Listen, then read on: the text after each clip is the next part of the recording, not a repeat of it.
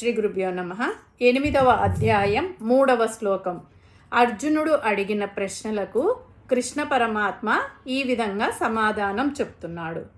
ఓం శ్రీ భగవాన్ ఉవాచ.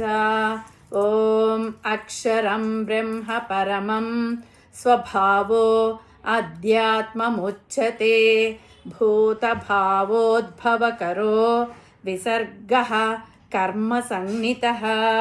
ముందుగా పదపదానికి అర్థం తెలుసుకుందాము. అక్షరం బ్రహ్మ పరమం, నాశనము లేని శ్రేష్టమైన తత్వమే బ్రహ్మము. స్వభావః, తన స్వభావమే. అధ్యాత్మం ఉచ్యతే అంటే అధ్యాత్మం అని చెప్పబడుతున్నది. భూత భావ ఉద్భవకరః, సమస్త ప్రాణుల యొక్క పుట్టుకకు వృద్ధికి కారణమైన. విసర్గః అంటే సృష్టి త్యాగం.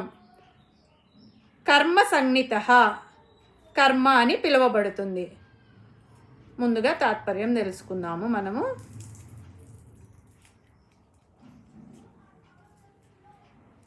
శ్రీకృష్ణ పరమాత్మ ఇలా అంటున్నాడు. అక్షర బ్రహ్మ పరమం. అర్జునుడు అడిగింది ఏంది? కిం తద్బ్రహ్మ అంటే బ్రహ్మ అంటే ఎవరు అని అర్జునుడు అడిగాడు. దానికి పరమాత్మ ఈ విధంగా చెప్తున్నాడు. బ్రహ్మ అంటే అక్షరము, అంటే నాశనము లేనిది, అది పరమమైనది, అంటే అన్నింటికంటే గొప్పది, దానికంటే గొప్పది ఉత్తమమైనది ఇంకొకటి లేదు. మనం ఈ ప్రపంచంలో చూసే వాటన్నింటికి ఒక రూపం, పేరు ఉంటుంది. అవి పరిమిత కాలం మాత్రమే ఉంటాయి. తర్వాత అవి అన్నీ ఏదో ఒక రోజు నశించిపోతాయి లేక మార్పు చెందుతాయి. కానీ ఏ రూపము నామము లేకుండా, ఎటువంటి మార్పు చెందకుండా, నాశనం లేకుండా ఉండేది బ్రహ్మము. బ్రహ్మ అంటే ఇక్కడ 4 తలకాయల బ్రహ్మ కాదు, నాశనము లేని పరమాత్మ తత్వము. దీనినే మనము పరాప్రకృతి అని కూడా అనవచ్చు. అధ్యాత్మం అంటే స్వభావం. తియ్యగా ఉండడం చక్కెర స్వభావం. చక్కెర ప్రతి కణంలోనూ తీపిదనం ఉంటుంది. అలాగే కాల్చడం అగ్ని స్వభావం. చిన్న నిప్పురవైన, పెద్ద దావానలమైన కాల్చడం దాని స్వభావం. ఈ స్వభావం కంటికి కనిపించదు, అనుభవంతోనే తెలుసుకోవాలి. అలాగే శరీరంలో ఉండే చైతన్యం కూడా దాని స్వభావమే. చైతన్యం శరీరంలోనే కాదు, బయట కూడా ఉంది. కానీ శరీరంలో ఉండే చైతన్యము శరీరం యొక్క స్వభావమే. కానీ స్వభావం అంతటా విస్తరించి ఉంటే దానిని బ్రహ్మ అంటారు. పరిమితంగా శరీరంలో ఉంటే దానిని పరిమిత చైతన్యం అని అంటారు. దానినే అధ్యాత్మ, జీవాత్మ అని కూడా అంటారు. స్వభావో ఆధ్యాత్మముచ్యతే. అర్జునుడు అడిగిన రెండవ దానికి ఈ అక్షర బ్రహ్మకు సంబంధించిన ఒక అంశం ఈ శరీరంలో ఉండే ప్రధాన జీవుడు. ఈ శరీరం నడవడానికి కావలసిన అవయవాలు కొన్ని ఉన్నాయి.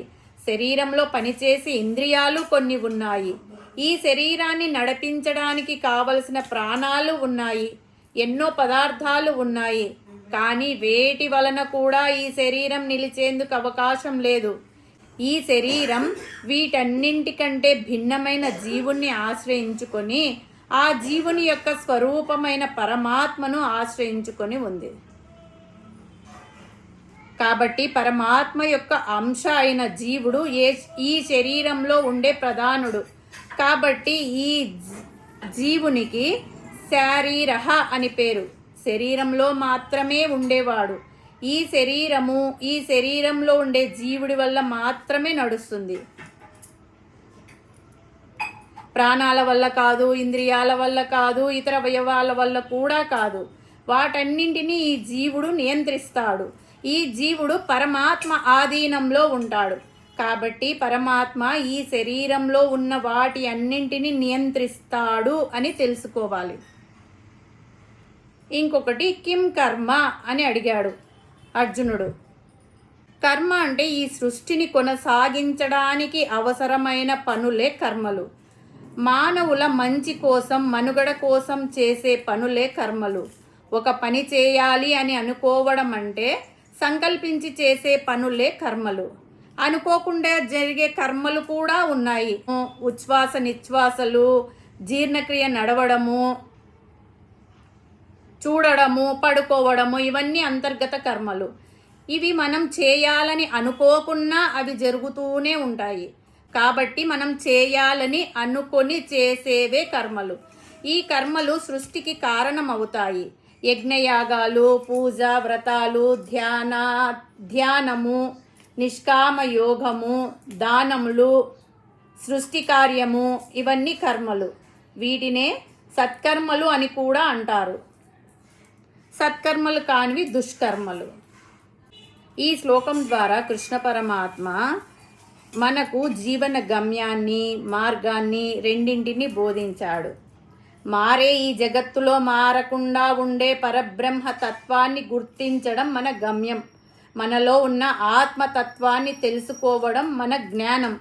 సృష్టి మనుగడ కోసం స్వార్థం లేని త్యాగపూరిత కర్మలు చేయడం మన కర్తవ్యం. మనము చేసే ప్రతి పనిని సమాజ శ్రేయస్సు కోసం భగవత్ ప్రీతిగా చేయడం మరియు లాభ నష్టాలకు అతీతంగా మానసిక ప్రశాంతతను కలిగి ఉండడం. హరి ఓం తత్సత్.